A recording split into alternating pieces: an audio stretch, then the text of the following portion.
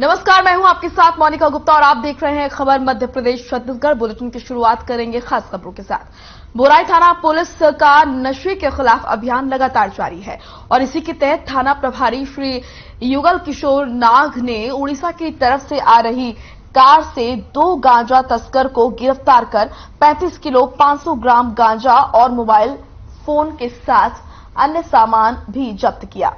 जब्त किए गए गांजे की कीमत 7,10,000 के करीब बताई जा रही है और आपको बता दें कि गिरफ्तार किए गए गांजा तस्करों ने बताया कि वो गांजे को सप्लाई के लिए दिल्ली ले जा रहे थे।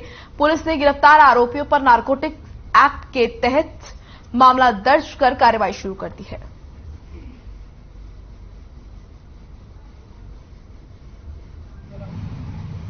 गांजे के खिलाफ जो हमने लगातार कार्रवाई की उसमें कल एक और गांजा का 35 किलो 500 ग्राम गांजा मिला है जो कि पुरानी ओडी कार है, हरियाणा पासिंग की है, जिसमें दिल्ली के 2 लड़के हैं और जिनको बोराई पुलिस ने पकड़ा है और इनके खिलाफ कार्रवाई की जा रही है।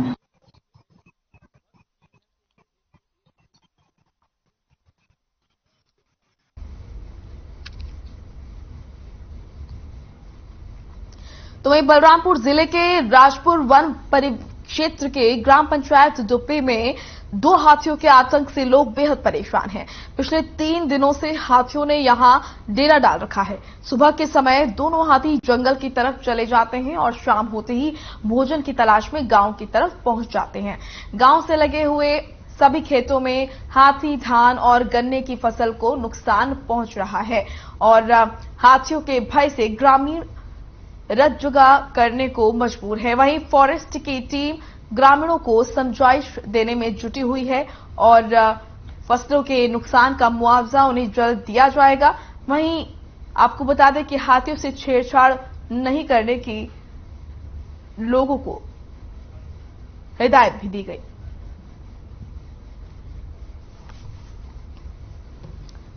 तो बलरामपुर का है ये मामला जहां पर हाथियों से लोग बेहद परेशान हैं।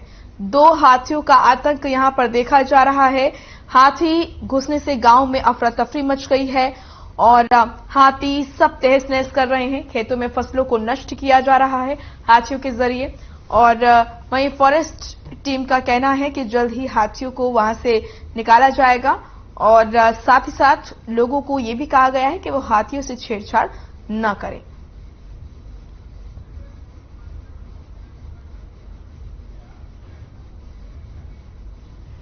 धर्मजयगढ़ के नारायण टेकरा मोहल्ला के एक घर में बीती रात जहरीली सांप बैंडेड कैरेट घुस गया। जहां आपको बता दें कि कहा जाता है कि ये सांप कैरेट प्रजाति का है। इसे दुनिया का 4था बेहद जहरीला सांप माना जाता है। सांप के घर में घुसने से लोगों में भय बना हुआ है। मोहल्ले के कुछ जानकार नवयुवकों ने सांप का सुरक्षित रेस्क्यू कर जंगल में ले जाकर उसको छोड़ दिया।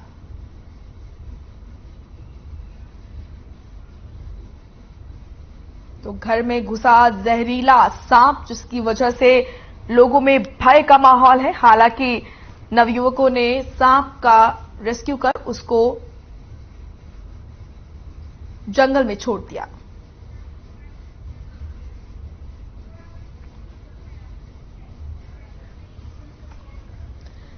चलिए इस वक्त की बड़ी खबर का रुख करेंगे। सोनाली फोगाट की मौत से जुड़ा ये मामला है। आपको अपडेट दे देते हैं। आपको बता दें कि गोवा के डीजीपी का इस मामले को लेकर बयान आया है।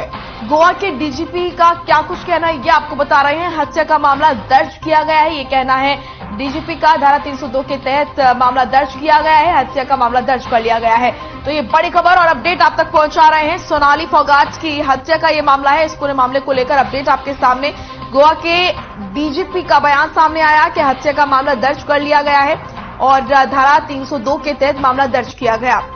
तो इस वक्त की बड़ी और अहम जानकारी आपको बता दें कि सोनाली फोगाट की मौत एक मिस्ट्री बन गई है। लगातार एक के बाद उसमें पेच फंसते हुए नजर आ रहे हैं। परिवार वाले कहीं ना कहीं असंतुष्ट नजर आ रहे थे जांच से। हालांकि अब परिवार वालों से बातचीत की जा रही है और प्रशासन पूरा उनका सहयोग कर रहा है और साथ ही साथ सोनाली का परिवार भी पूरा प्रशासन का सहयोग कर रहा है। अब इस बीच गोवा के डीजीपी का बयान सामने आया है। हत्या का मामला दर्ज किया गया है। इस मामले में धारा 302 के तहत मामला दर्ज किया गया। डीजीपी का ये बयान इस वक्त की बड़ी खबर, सोनाली फोगाट की मौत से जुड़ा ये बड़ा अपडेट आपके सामने।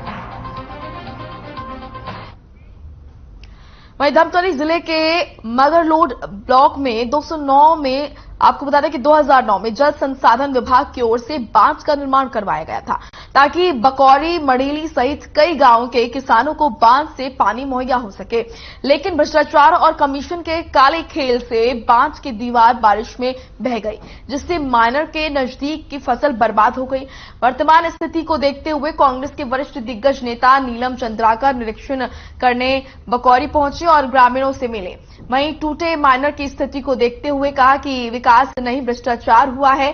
बीजेपी के पूर्व मंत्री अजय चंद्राकर के कार्यकाल में बना बांध विधायक और जल संसाधन विभाग के अधिकारी सब भ्रष्टाचार कर मलाई चाट लिए और जनता के हक में डाका डालने का काम अजय चंद्राकर और अधिकारी किए हैं, जिसका खामियाजा आज बकौरी समेत आसपास के ग्रामीण झेल रहे हैं। तो ये आरोप लगाए गए। मगरलोड बकौरी बांध का निरीक्षण कांग्रेस नेता चंद्राकर ने किया और कहा कि विकास नहीं भ्रष्टाचार हुआ है।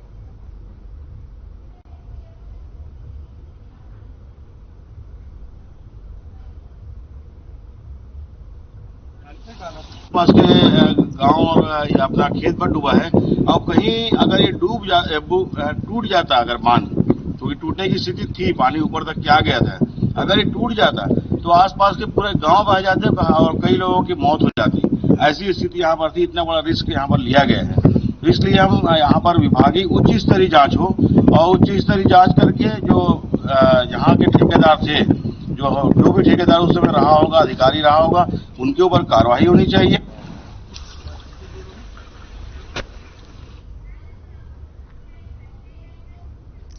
राजनांदगांव नगर पालिका निगम में एक सामान्य सभा का आयोजन किया गया।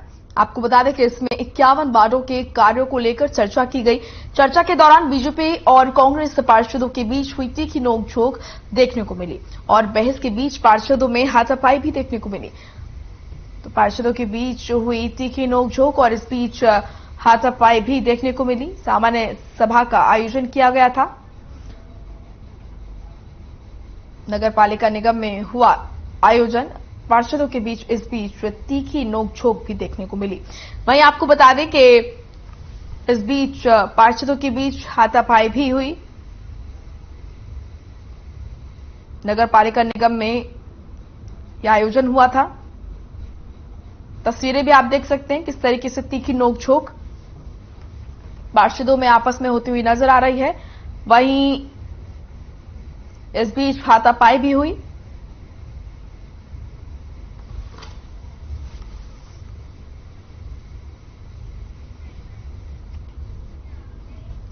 धनोरा के जलवानी माल गांव में कृष्ण जन्माष्टमी के अवसर पर 5 दिवसीय कार्यक्रम का समापन किया गया।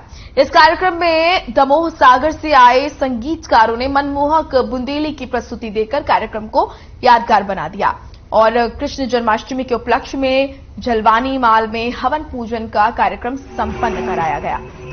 इस कार्यक्रम में पूर्व विधायक राम गुलाम के साथ ही कई लोगों ने शिरकत की।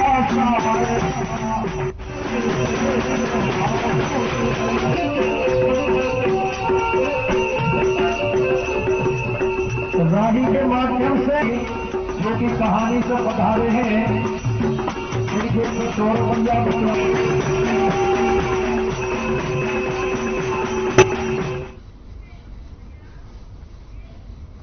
कर्मचारी अधिकारी फेडरेशन के तत्वाधान में यशासी कर्मचारी संघ भिलाई दुर्ग के अंतर्गत संपूर्ण अनिश्चितकालीन हड़ताल जारी है, जिसमें नगर पंचायत गंडई के कर्मचारी और पशु चिकित्सालय के अधिकारी कर्मचारी द्वारा 22 अगस्त से अनिश्चितकालीन धरना जारी है। केंद्र से 34% महंगाई भत्ता, एरियर सहित और 7वें वेतनमान के अनुरूप भत्ता देने की मांग शामिल है, जिसमें श्री संदीप इंदुलकर, सहायक पशु चिकित्सा अधिकारी रूपेश कुमार राठिया, उप अभियंता यहां पर किंशुक यादव, शहर ग्रेट 2 रामजी यादव सहित कई लोग हड़ताल में शामिल हुए, जिसमें कार्यालय का कामकाज पूर्ण रूप से बंद होने के कारण आम नागरिक को काफी परेशानियों का सामना करना पड़ रहा है। सभी कर्मचारी अधिकारियों ने मांग की है कि जल्द से जल्द मांगों को पूरा किया जाए, जिससे ऑफिस के कामकाज सुचारू ढंग से चालू हो जाए।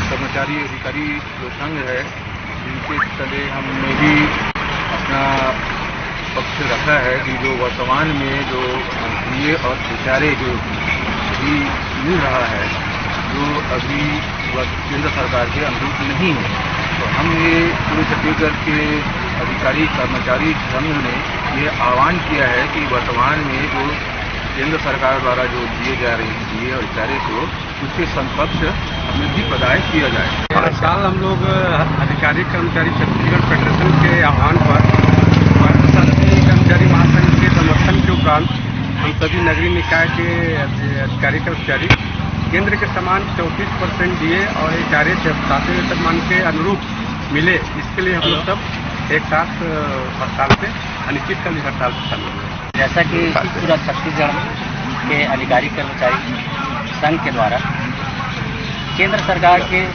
जो DA प्रदान किया जा रहा है, इसके अनुरूप छत्तीसगढ़ शासन के कर्मचारियों को ये प्राप्त नहीं हो रहा है। इसके लिए संपूर्ण छत्तीसगढ़ में अधिकारी कर्मचारीगण केंद्र के समान ये प्राप्त करने के लिए अनिश्चितकालीन हड़ताल पर डटे हुए हैं।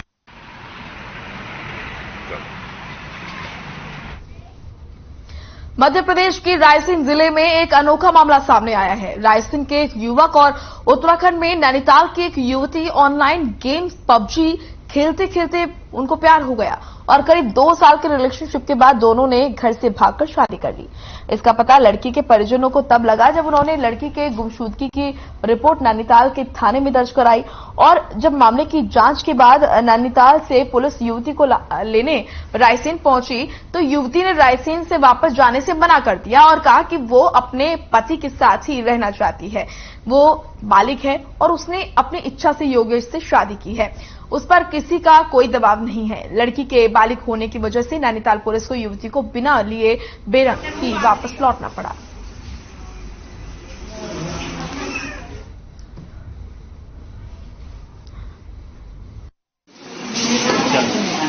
योगेश लोधी और शीतल राणा नाम की लड़की, ये जो नैनीताल की रहने वाली है, ये PUBG गेम खेलते थे और इसी दौरान PUBG गेम खेलते उनकी दोस्ती हुई और बाद में दोस्ती के बाद में इन्होंने आपस में भी शादी कर ली। पिछले महीने भोपाल में आकर लड़की ने यहाँ पर शादी की है और चूंकि लड़की के माँ बाप उसको लेने आए थे, लेकिन लड़की ने जाने से मना कर दिया। लड़की बालिग थी तो इस कारण से उसको नहीं भेजा गया और लड़की वर्तमान में रायसेन में रह रही है लड़के के साथ। गेम खेलते थे PUBG, तो 2.5 साल पहले ये मेरे को मिली थी इस गेम में। हाँ, तो फिर बातें होने लगी, बस कुछ दिनों में प्यार हो गया। फिर हमारे रिलेशनशिप को 2 साल से शुरू किया है, 2 साल एक दिन हो होंगे। फिर अगले महीने हमने शादी कर ली 21 तारीख को।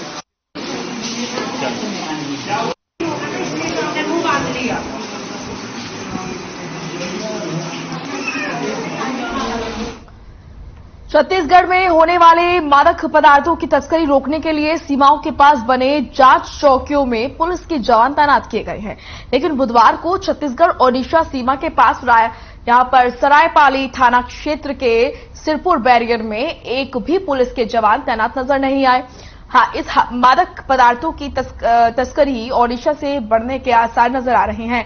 आपको बता दें कि इन दिनों कर्मचारियों अधिकारियों की हड़ताल चल रही है, लिहाजा इस जांच चौकी पर वन विभाग के कर्मचारी भी तैनात नहीं मिले। गौरतलब है कि छत्तीसगढ़ में पहुंचने वाले मादक पदार्थों का एक बड़ा हिस्सा ओडिशा से होकर ही आता है, जिसे रोकने के लिए पुलिस के उच्च अधिकारियों के निर्देश पर सीमा पर बल तैनाती करने को भी कहा गया है।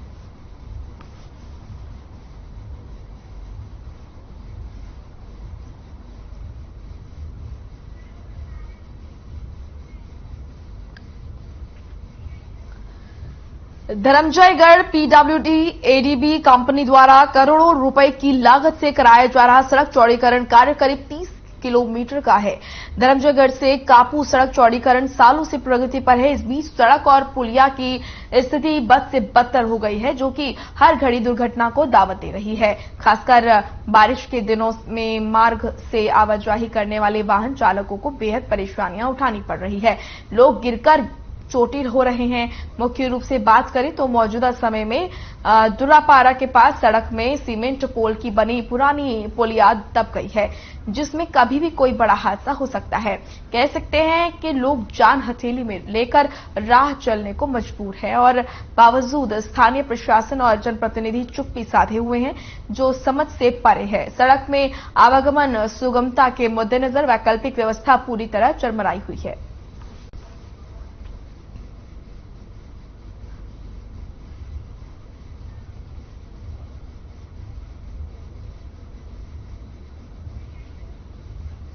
वहीं जांजगीर चांपा जिले के पामगढ़ थाना पुलिस को एक बड़ी सफलता हाथ लगी है। आपको बता दें कि पुलिस ने 3 दिन पहले सड़क किनारे मिले शव का खुलासा कर दिया है। पुलिस ने हत्या के आरोप में मृतक की प्रेमिका के पति को गिरफ्तार किया है। आरोपी ने 20 अगस्त की देर रात युवक के सिर पर डंडे से वार कर उसे मौत के घाट उतारा था और शव को सड़क किनारे फेंक दिया था। जांच के दौरान मौके पर पहुंची डॉग स्क्वाड भी आरोपी के घर के दरवाजे पर जाके रुकी थी, लेकिन उस दौरान आरोपी अपने घर में नहीं था। फिलहाल पुलिस ने आरोपी को गिरफ्तार कर आगे की कार्रवाई शुरू कर दी है।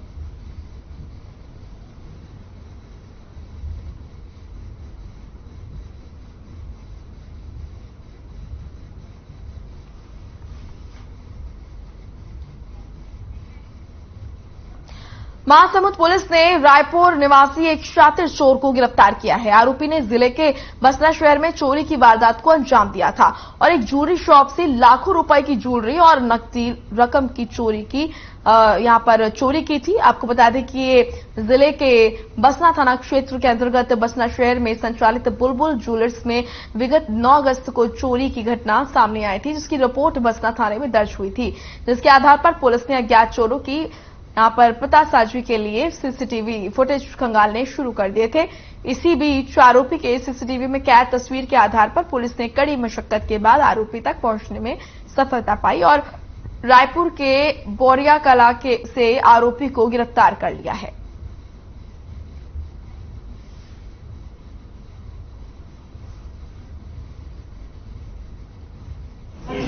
बुलबुल ज्वेलरी शॉप की जो घटना घटी थी, उसके संबंध में आज अपने को बहुत बड़ी सफलता मिली।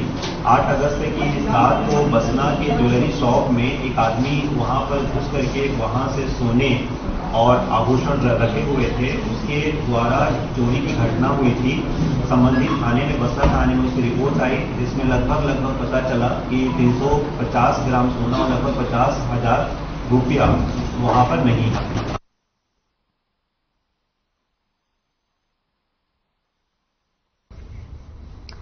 बलरामपुर जिले के रामचंद्रपुर विकासखंड के ग्राम पंचायत महावीरगंज में बुधवार को सो रहे 2 बच्चों को सांप ने डस लिया। परिजनों ने आनन फानन में बच्चों को अस्पताल लेकर आए और जहां उनकी हालत गंभीर होने के कारण बच्चों को जिला अस्पताल भेजा गया, लेकिन वहां पहुंचने पर डॉक्टर्स ने दोनों बच्चों को मृत घोषित कर दिया।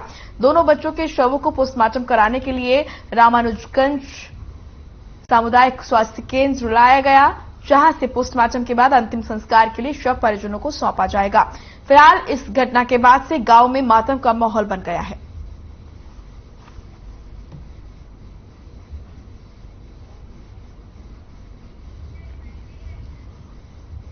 वहीं बलौदा बाजार में एक बच्ची का नहर में डूबने से उसकी बच्ची की मौत हो गई।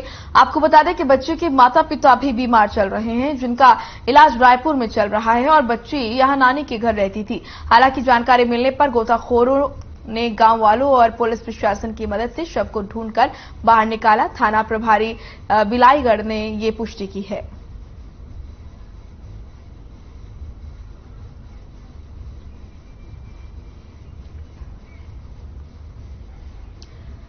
चलिए अब खबर महासमुंद से है, जहां पर केंद्र सरकार के समकक्ष महंगाई भत्ता और मकान भाड़ा भत्ता की मांग को लेकर तमाम कर्मचारी संगठन हड़ताल कर रहे हैं। वहीं ब्लॉक मुख्यालय सहित जिला मुख्यालय में कर्मचारियों ने धरना प्रदर्शन कर जमकर नारेबाजी की, जिससे तमाम विभागों में प्रशासनिक कामकाज ठप हो गया है।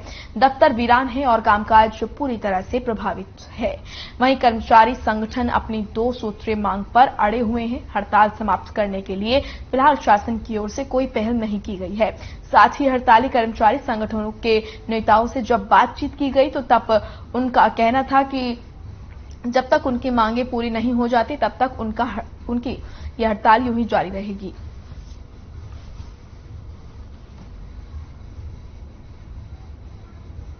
हमारे प्रांतीय नेतृत्व का आपस में सरकार से समझौता नहीं हो जाता तब तक हम डटे रहेंगे और निरंतर हम अनिश्चितकालीन हड़ताल पर उपस्थित रहेंगे। मुख्य मांग 2 सूत्री मांग है।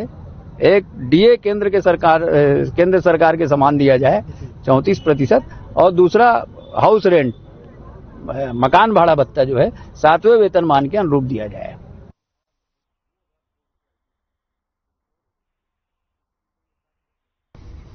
सूरजपुर जिले में लगभग 80 संगठन के अधिकारी कर्मचारी अपनी 2 सूत्रीय मांगों को लेकर हड़ताल पर हैं। पूरे जिले में कार्यालयों में सन्नाटा छाया हुआ है। आम जनता कार्यालयों का चक्कर लगा रही है। वहीं अधिकारी कर्मचारियों का कहना है कि जब तक हमारी मांगे पूरी नहीं होगी तब तक हड़ताल जारी रहेगी, चाहे सरकार हमें बर्खास्त क्यों न कर दे।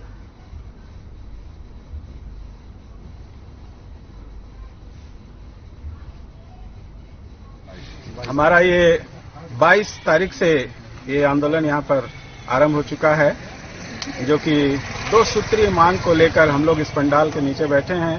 प्रांत व्यापी धरना प्रदर्शन चल रहा है। ये विकासखंड रामानुज नगर के पंडाल के नीचे हम कर्मचारी अधिकारी फेडरेशन के बैनर तले यहाँ पर सभी संगठन उपस्थित हैं। जो अधिकारी कर्मचारी फेडरेशन के हमारे मार्गदर्शक हैं, उनके अनुसार हम चलेंगे, जैसा वो कहें। और अगर भूख हड़ताल करना भी पड़े तो भी हम जाएंगे, लेकिन इस डीए और एसआरए को लेके ही रहेंगे।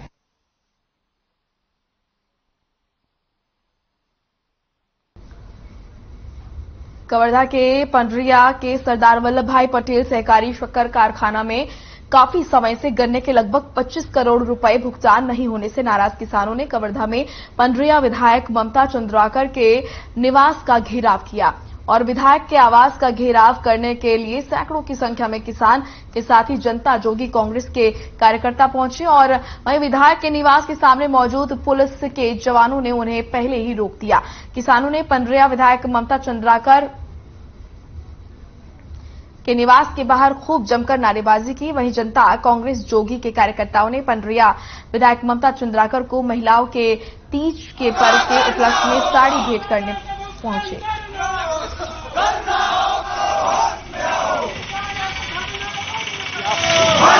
तो किसान गन्ना बेचे कारखाने में, उसमें एफआरपी दर पर जो भुगतान होना था उसमें से 70% भुगतान हो चुका है, 30% शेष है और शुगर का टेंडर हो चुका है। ये भी बहुत जल्द 15-20 दिन में, 20 से 25 दिन में इसका भुगतान कंप्लीट हो जाएगा।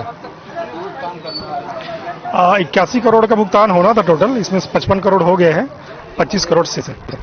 हम लोग गन्ना किसानों को पैसा के भुगतान की मांग को लेकर यहाँ पे आए हुए हैं और मुख्य रूप से हमारी ये मांग है कि पिछले लगभग 6-7 महीने से प्रशासन के द्वारा और शक्कर के जो एमडी सर हैं उनके द्वारा भी आश्वासन दिया गया था, लेकिन आज तक पैसा दिया नहीं गया। जिन किसानों के नाम पे छत्तीसगढ़ सरकार बनी है, जिन किसानों के नाम पे आज सरकार चल रही है, उनके साथ ही छलावा हो रहा है। इसलिए पंडरिया विधायक जी को हमने आज साड़ी भेंट करने के लिए आए हुए हैं। आज 8 महीना हो गया, उनका जो गन्ना बेचा गया है उसका ही भुगतान नहीं किया जा रहा है। हमने किसानों के साथ बार बार प्रबंधन से मांग किया कि किसानों को भुगतान कर दिया जाए, परंतु आज 8 महीने बाद भुगतान नहीं करने के कारण हमें मजबूरी रूप में किसानों को आज विधायक निवास घेरने के लिए आना पड़ा है। और हम लोग तीजापोरा का चूंकि समय है, इसलिए विधायक महोदया के लिए साड़ी लेके आए हैं और साड़ी भेंट करते हुए उनसे कहना चाहते हैं कि क्षेत्र के किसान आपको अपनी बेटी समझकर एक साड़ी भेंट करने आए हैं। चलिए फिलहाल इस बुलेटिन में इतना ही। आप देखते रहिए हर खबर। नमस्कार।